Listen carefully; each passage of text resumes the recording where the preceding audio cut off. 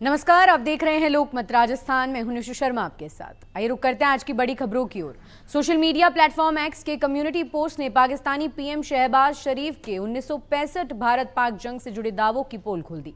दरअसल शहबाज ने एक्स पर लिखा था कि 6 सितंबर हमारे देश के लिए वीरता और एकता का प्रतीक है। 60 साल पहले 1965 में हमारी सेना ने जनता के साथ दुश्मन के हमले को नाकाम किया और साबित किया था कि पाकिस्तान एक मजबूत राष्ट्र है जो अपनी रक्षा करने में पूरी तरह से सक्षम है। 1965 की वो अटूट भावना आज भी जीवित है। वहीं इस पर एक्स ने जवाब देते हुए लिखा कि भारत और पाकिस्तान के बीच हुई 1965 की जंग पाकिस्तान के लिए एक स्ट्रेटेजिक और पॉलिटिकल हार थी। पाकिस्तान की कश्मीर में विद्रोह भड़काने की रणनीति को भारत ने विफल किया और पाक को अपनी रणनीति बदलने पर मजबूर होना पड़ा था। रविवार को रूस ने यूक्रेन पर अब तक का सबसे बड़ा हवाई और ड्रोन हमला किया। एक रिपोर्ट के अनुसार सरकारी भवन में हमले के बाद आग लग गई। इसी भवन में यूक्रेनी पीएम ऑफिस सहित कई महत्वपूर्ण ऑफिस हैं। अधिकारियों ने बताया कि देश भर में हुए हमलों में 4 लोग मारे गए हैं, जिनमें एक बच्चा भी शामिल है। वहीं इसको लेकर यूक्रेनी राष्ट्रपति जेलेंस्की ने कहा कि रूस ने कीव में मुख्य सरकारी इमारत को निशाना बनाया। ये 3.5 साल की जंग में पहली बार हुआ है। इसके अलावा यूक्रेनी वायुसेना के अनुसार रूस ने 805 ईरान निर्मित शाहेद ड्रोन और डिकॉय लॉन्च किए। साथ ही 17 क्रूज और बैलिस्टिक मिसाइलें भी दागी। पलटवार करते हुए यूक्रेन ने रूस के दुजबा पाइपलाइन पर ड्रोन हमला किया, जिससे रूस से हंगरी और स्लोवाकिया को तेल सप्लाई होता है।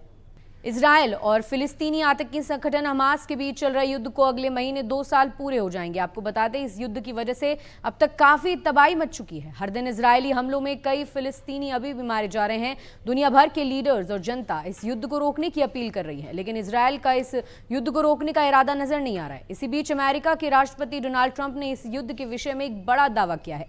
दरअसल अमेरिकी राष्ट्रपति ट्रंप ने हाल ही में शिकागो में पत्रकारों से बातचीत के दौरान गाजा में चल रहे इजरायल हमास युद्ध के बारे में कहा कि गाजा में जल्द ही इजरायल और हमास के बीच सीज फायर हो सकता है, जिससे हमास द्वारा बंधकों की रिहाई भी सुनिश्चित होगी। आपको बता दें, कुछ समय पहले ही ट्रंप ने हमास को अंतिम चेतावनी भी दी थी। पश्चिम बंगाल की सीएम ममता बनर्जी की पार्टी तृणमूल कांग्रेस के नेता अब्दुल रहीम बख्शी द्वारा भाजपा विधायक शंकर घोष के खिलाफ दिए गए विवादित बयान पर विवाद बढ़ गया है। आपको बता दें, भाजपा नेता दिलीप घोष ने टीएमसी विधायक अब्दुल रहीम बख्शी के बयान पर सवाल उठाए हैं। उन्होंने तो उन पर एफआईआर की मांग की है। आपको बता दें, भाजपा नेता दिलीप घोष ने कहा कि टीएमसी में आजकल इस तरह के लोग बहुत बढ़ गए हैं जिनमें असामाजिक प्रवृत्तियां हैं, जिन्हें जेल में होना चाहिए, वो अब विधायक बनकर विधानसभा में बैठ रहे हैं। उन्होंने कहा कि ऐसे लोगों के खिलाफ कार्रवाई होनी चाहिए। साथ ही बोले कि अगर हमारा कोई नेता इस तरीके का बयान देता है तो उन पर कार्रवाई हो जाती।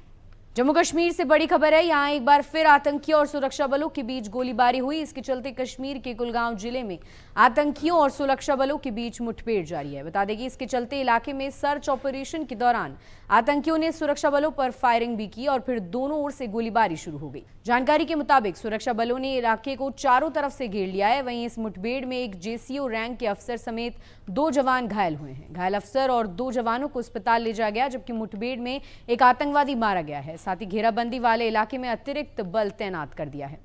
रविवार को एक ऑफिशियल मीटिंग के दौरान दिल्ली की मुख्यमंत्री रेखा गुप्ता अपने पति मनीष गुप्ता को लेकर पहुंची। उन्होंने एक्स पर मीटिंग की तस्वीरें भी शेयर की, जिसमें उनके पति अधिकारियों के साथ बैठे दिखे। वहीं आपको बता दें, इसको लेकर आम आदमी पार्टी ने तंज कसा है। आपने एक्स पर मीटिंग की तस्वीर के साथ पंचायत वेब सीरीज के एक सीन का वीडियो शेयर करते हुए लिखा, दिल्ली में फुलेरा की पंचायत की सरकार। सीएम रेखा गुप्ता के पति ले रहे अधिकारियों की मीटिंग। आप नेता संजय सिंह ने कहा कि फुलेरा पंचायत में आपका स्वागत है। प्रधानमंत्री मोदी ने दिल्ली में 2 मुख्यमंत्री बनाए हैं। रेखा गुप्ता मुख्यमंत्री हैं, उनके पति सुपर मुख्यमंत्री। भाजपा ने 6 महीने में दिल्ली का कबाड़ा कर दिया है। कांग्रेस ने एक्स पर पूछा कि सरकार कौन चला रहा है, मैडम रेखा गुप्ता या उनके पति।